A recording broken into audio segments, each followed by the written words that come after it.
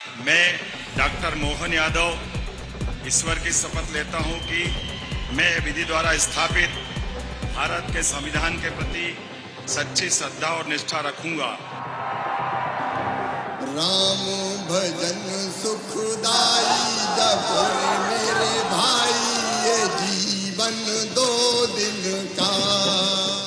और मित्रों, अब विदा जस की तस रख दीनी चदरिया। वाह रे मामा, सियासत के साथ अध्यात्म का गजब गठजोड़ दिखाया। पहले राम भजन गाया करते थे, अब जाते जाते कबीर का संदेश देने लगे।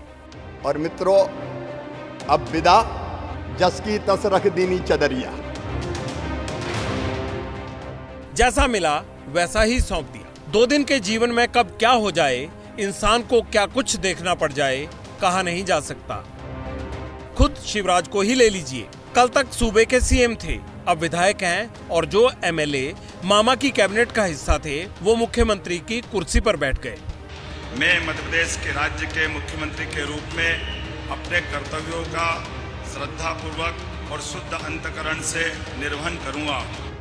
डॉक्टर मोहन यादव के शपथ में पीएम मोदी पहुंचे, उनसे पहले शिवराज आए थे। ज्योतिरादित्य सिंधिया और पुष्कर धामी के पास बैठे मंच पर लोगों का अभिवादन स्वीकार किया और धीरे से किनारे हो गए।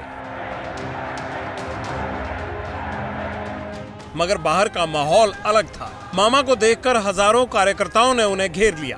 फिर काफी देर तक नारेबाजी की। किसी ने मामा को आंधी तूफान कहा तो किसी ने मध्य प्रदेश की शान। मामा छोड़ दिया अपने भाइयों को, अपने नहीं छोड़ा दिया मामा। मध्य प्रदेश की शान है, मध्य प्रदेश की शान है। अब इस तरह की दीवानगी से क्या होगा? क्या नई सरकार को भी जनता उसी तरह कबूल करेगी, सिर आंखों पर बिठाएगी, जैसे 18 साल मामा को बिठाया? लाडली बहनों का क्या होगा, वो क्या कहती है? आज इस पहली कैबिनेट के बाद में मैं आप सबका स्वागत करता हूं। विलंब से बात आई, इसकी मैं थोड़ी क्षमा चाहता हूं। 2, 3, 4 बड़े, वैसे तो हमने काफी निर्णय आज किए हैं इस कैबिनेट की बैठक में, जिसके माध्यम से दूरदृष्टि से, दूरगामी दृष्टि से स्टेट के लिए वो बड़े सबके लिए हित में भी रहेंगे। कुछ उल्लास के और अच्छे भी निर्णय हुए हैं, जैसे फूड सेफ्टी नियम लागू होने के बाद खुले में मांस या अंडे की दुकान चलाना, ये भारत सरकार ने भी इसमें दिशा निर्देश जारी किए हुए हैं। इस चीज को कड़ाई से लागू करने के लिए हमने कैबिनेट में इसके संबंध में तैयारी करने के लिए कहा है। और चूंकि इस दिशा में योग्य प्रकार से जन जागरण भी हो जाए और जिनको ये बिजनेस करना, उनको उसके दायरे भी बता दिए जाए, कैसे करना है, क्या करना है, उनको भी इन सारी बातों के अवेयरनेस के साथ। लेकिन शासन के स्तर पर हमने निर्णय किया है कि ये चीजों को लेकर के जनता की सुरक्षा भी जरूरी है, और जिनका व्यवसाय करना है या जिनको इसको खाद्य पदार्थ के उपयोग में लेना है, तो वो उनकी जान भी जोखिम में नहीं डाले। एक निर्णय हमने किया, मैंने सभी धार्मिक स्थल की बात कही। हमने कहा कि धार्मिक स्थल पे अगर कोई इस सीमा का उल्लंघन करेगा तो उसके लिए कार्रवाई करेंगे। अभी विषय तो हमारे बाकी है। मुख्यमंत्री जी, हमने लगाया 15 दिन के अंदर इसमें रिपोर्ट मांगी है और इस पे एग्जीक्यूशन कर रहे। आखिरी आपको जानकारी और देता हूँ, भगवान राम के मंदिर का गर्भगृह का प्रवेश का बड़ा कार्यक्रम 22 जनवरी का होने वाला है, और हम सबका सौभाग्य है कि हम सब उसके साक्षी बन रहे हैं। लेकिन हम ये भी नहीं भूले कि जब राम मंदिर आंदोलन में कार सेवकों के ऊपर यूपी की बॉर्डर पे जो अत्याचार हुए थे, तो वो खराब दौर था, कठिन दौर था, और उस कष्ट के समय के बात को तो अब याद करना भी कठिन है। लेकिन 500 साल बाद ऐसा मौका आ रहा है जब प्रधानमंत्री जी स्वयं उपस्थित रहेंगे। 22 जनवरी को रामलला गर्भगृह में प्रवेश करेंगे। तो राम मंदिर के मार्ग में हम इस बार मध्य प्रदेश सरकार सभी राम भक्तों का हर जिले से राम मंदिर के अयोध्या के जाने वाले मार्ग पे स्वागत करेगी। हम उनका अभिनंदन करेंगे, तिलक रोली लगाएंगे, उत्साह के साथ हम इस पूरे आयोजन में सम्मिलित होंगे और प्रेरित करेंगे कि इस पूरे आयोजन को अविस्मरणीय बनाया जाए। बहुत बहुत धन्यवाद। हर जिले के अंदर युवाओं के लिए एक एक्सीलेंस कॉलेज बनाया जाए,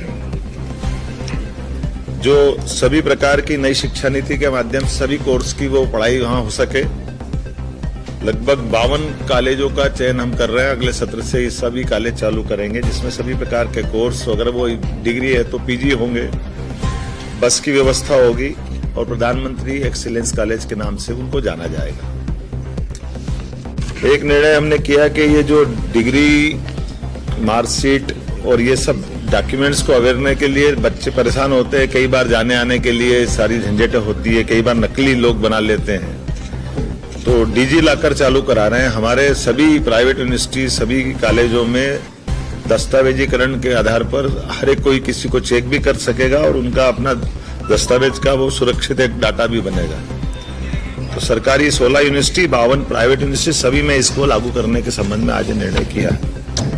एक आदतन अपराधी जो बार बार अपराध करता और छूट जाते हैं, इनके लिए होम डिपार्टमेंट से कहा है तो 437, 38, 39 के अंतर्गत सीआरपीसी में इन पे दंडात्मक कार्रवाई करते हुए उनकी अगर जमानत भी होगी तो जमानत निरस्त कराएं, ताकि क्राइम पे कंट्रोल करने की दिशा में लॉ एंड ऑर्डर की दृष्टि से बड़ा महत्व का निर्णय है। एक प्रदेश में वैसे तो सबको मालूम है, सुप्रीम कोर्ट ने गाइडलाइन दी है ध्वनि विस्तारक यंत्रों को लेकर के। तो ध्वनि विस्तारक यंत्रों को तो अपनी तय समय सीमा के अंदर और जो उनकी मर्यादा उसमें उनको अपनी उपयोग करना चाहिए। उस नाते से हम कोशिश करेंगे कि ये, लेकिन कुछ जिलों में अलग अलग स्थिति भी है। तो एक यूनानिमस सैद्धांतिक रूप से तो हम सहमत हैं, लेकिन अगर ऐसा लगता है कि जहां कोई परमिशन की जरूरत पड़ेगी तो वो परमिशन पे हम जाएंगे। अदरवाइज बगैर परमिशन कोई चला, इसको हम पसंद नहीं करेंगे।